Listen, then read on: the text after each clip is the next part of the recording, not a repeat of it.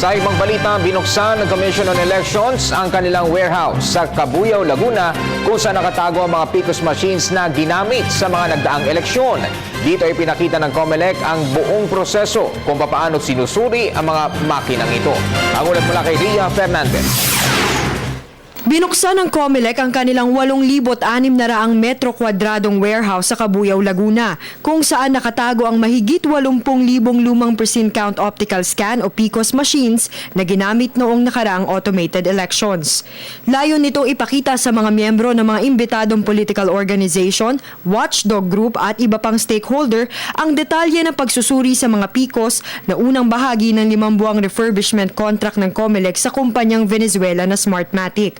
Mahigpit ang seguridad sa mismong lugar kung saan isinasagawa ang diagnosis.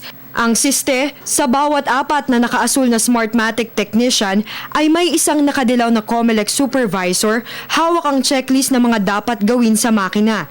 Ayon sa COMELEC, tanging maintenance at paglilinis lamang ang isinasagawa sa ngayon.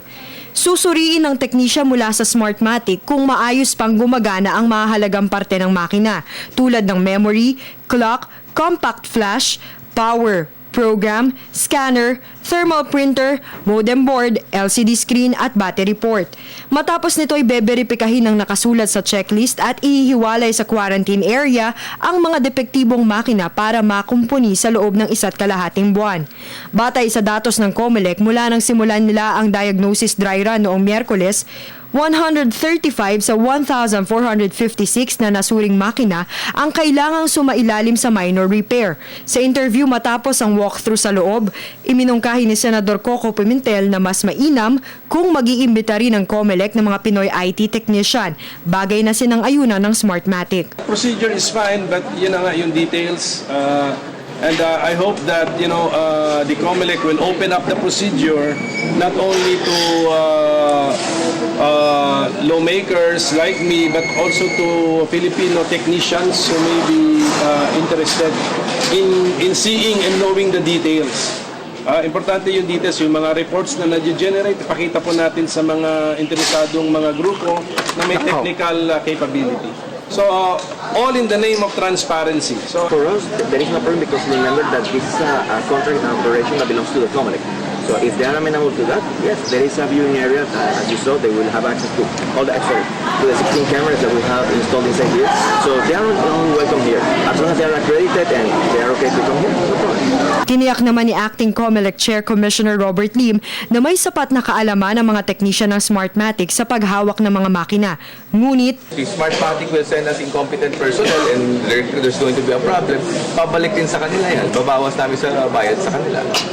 sa ika-21 ng Marso, sisimula ng formal na diagnosis ng mga PICOS.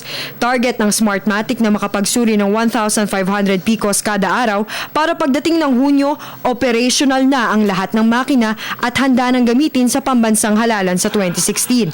Samantala, naghahanap ngayon ng mas malawak na warehouse ang COMELEC. Kailangan ng komisyon ng 30,000 metro kwadradong bagong warehouse na paglilipatan ng mga lumat paparating na bagong PICOS. The moment, let's say, we have an award for that, for the new warehouse, we will have to, and we finish the diagnostics and the preventive maintenance, then we start moving out to the new warehouse.